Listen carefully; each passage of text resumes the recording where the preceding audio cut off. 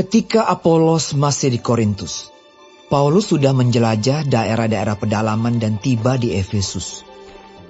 Di situ didapatinya beberapa orang murid. Katanya kepada mereka, "Sudahkah kamu menerima Roh Kudus ketika kamu menjadi percaya?" Akan tetapi mereka menjawab dia, "Belum, bahkan kami belum pernah mendengar bahwa ada Roh Kudus." Lalu kata Paulus kepada mereka, "Kalau begitu, dengan baptisan manakah kamu telah dibaptis?" Jawab mereka, "Dengan baptisan Yohanes." Kata Paulus, "Baptisan Yohanes adalah pembaptisan orang yang telah bertobat. Dan ia berkata kepada orang banyak bahwa mereka harus percaya kepada Dia yang datang kemudian daripadanya, yaitu Yesus." Ketika mereka mendengar hal itu, mereka memberi diri mereka dibaptis dalam nama Tuhan Yesus. Dan ketika Paulus menumpangkan tangan di atas mereka, turunlah Roh Kudus ke atas mereka. Dan mulailah mereka berkata-kata dalam bahasa roh dan bernubuat. Jumlah mereka adalah kira-kira 12 orang. Selama 3 bulan, Paulus mengunjungi rumah ibadat di situ dan mengajar dengan berani. Oleh pemberitaannya, ia berusaha meyakinkan mereka tentang kerajaan Allah. Tetapi ada beberapa orang yang tegar hati.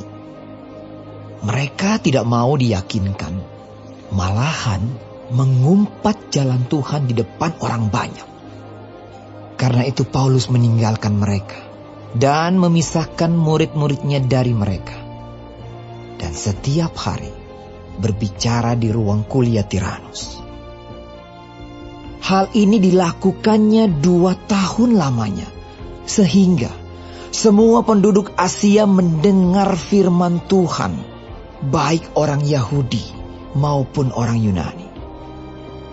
Oleh Paulus, Allah mengadakan mujizat-mujizat yang luar biasa. Bahkan orang membawa sapu tangan atau kain yang pernah dipakai oleh Paulus dan meletakkannya atas orang-orang sakit. Maka lenyaplah penyakit mereka dan keluarlah roh-roh jahat.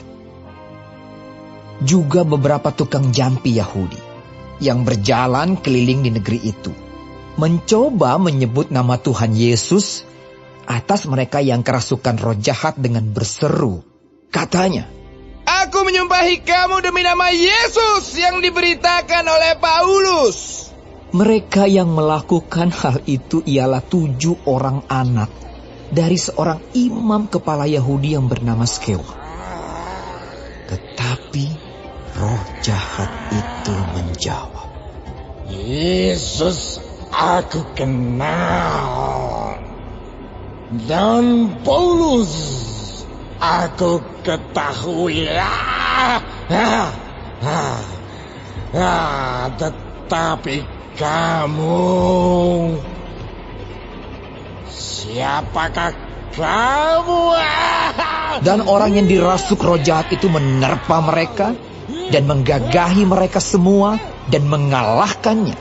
Sehingga mereka lari dari rumah orang itu dengan telanjang dan luka-luka. Hal itu diketahui oleh seluruh penduduk Efesus, baik orang Yahudi maupun orang Yunani. Maka ketakutanlah mereka semua, dan makin masyhurlah nama Tuhan Yesus. Banyak di antara mereka yang telah menjadi percaya datang dan mengaku di muka umum bahwa mereka pernah turut melakukan perbuatan-perbuatan seperti itu. Banyak juga di antara mereka yang pernah melakukan sihir, mengumpulkan kitab-kitabnya, lalu membakarnya di depan mata semua orang. Nilai kitab-kitab itu ditaksir 50.000 uang perak. Dengan jalan ini, makin tersiarlah firman Tuhan dan makin berkuasa. Kemudian daripada semuanya itu Paulus bermaksud pergi ke Yerusalem melalui Makedonia dan Akaya. Katanya, sesudah berkunjung ke situ, aku harus melihat Roma juga. Lalu ia menyuruh 2 orang pembantunya, yaitu Timotius dan Erastus, mendahuluinya ke Makedonia. Tetapi ia sendiri tinggal beberapa lama lagi di Asia. Kira-kira pada waktu itu timbul huru-hara besar mengenai jalan Tuhan. Sebab ada seorang bernama Demetrius, seorang tukang perak, yang membuat kuil-kuilan Dewi Artemis dari perak. Usahanya itu mendatangkan penghasilan yang tidak sedikit bagi tukang-tukangnya. Ia mengumpulkan mereka bersama-sama dengan pekerja-pekerja lain dalam perusahaan itu dan berkata, "Saudara-saudara, kamu tahu bahwa kemakmuran kita adalah hasil perusahaan ini. Sekarang kamu sendiri melihat dan mendengar bagaimana Paulus bukan saja di Efesus, tetapi juga hampir di seluruh Asia telah membujuk dan menyesatkan banyak orang dengan mengatakan bahwa apa yang dibuat oleh tangan manusia bukanlah dewa. Dengan jalan demikian, bukan saja perusahaan kita berada dalam bahaya untuk dihina orang, tetapi juga kuil Artemis, Dewi besar itu, berada dalam bahaya akan kehilangan artinya. Dan Artemis sendiri, Artemis yang disembah oleh seluruh Asia dan seluruh dunia yang beradab, akan kehilangan kebesarannya." Mendengar itu, meluaplah amarah mereka. Lalu mereka berteriak-teriak. Katanya, "Bersalah Artemis, Dewi orang Efesus!" Seluruh kota menjadi kacau dan mereka ramai-ramai membanjiri gedung kesenian serta menyeret Gaius dan Aristarkus, keduanya orang Makedonia dan teman seperjalanan Paulus. Paulus mau pergi ke tengah-tengah rakyat itu, tetapi murid-muridnya tidak mengizinkannya.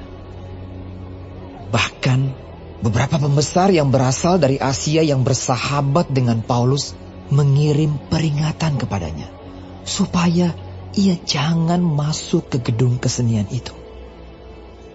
Sementara itu orang yang berkumpul di dalam gedung itu berteriak-teriak. Yang seorang mengatakan ini dan yang lain mengatakan itu. Sebab kumpulan itu kacau balau dan kebanyakan dari mereka tidak tahu untuk apa mereka berkumpul. Lalu seorang bernama Alexander didorong ke depan oleh orang-orang Yahudi. Ia mendapat keterangan dari orang banyak tentang apa yang terjadi. Segera ia memberi isyarat dengan tangannya dan mau memberi penjelasan sebagai pembelaan di depan rakyat itu. Tetapi ketika mereka tahu bahwa ia adalah orang Yahudi, berteriaklah mereka bersama-sama kira-kira 2 jam lamanya. "Bersalah Artemis, Dewi orang Efesus!" Akan tetapi panitera kota menenangkan orang banyak itu dan berkata, "Hai orang Efesus, siapakah di dunia ini yang tidak tahu bahwa kota Efesuslah yang memelihara baik kuil Dewi Artemis yang maha besar, maupun patungnya yang turun dari langit? Hal itu tidak dapat dibantah. Karena itu hendaklah kamu tenang dan janganlah terburu-buru bertindak. Sebab kamu telah membawa orang-orang ini ke sini, walaupun mereka tidak merampok kuil Dewi kita dan tidak menghujat namanya.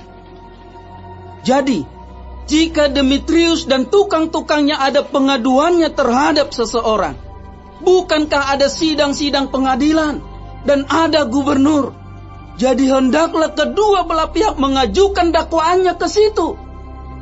Dan jika ada sesuatu yang lain yang kamu kehendaki, baiklah kehendakmu itu diselesaikan dalam sidang rakyat yang sah. Sebab kita berada dalam bahaya akan dituduh bahwa kita menimbulkan huru-hara pada hari ini. karena tidak ada alasan yang dapat kita kemukakan untuk membenarkan kumpulan yang kacau balau ini.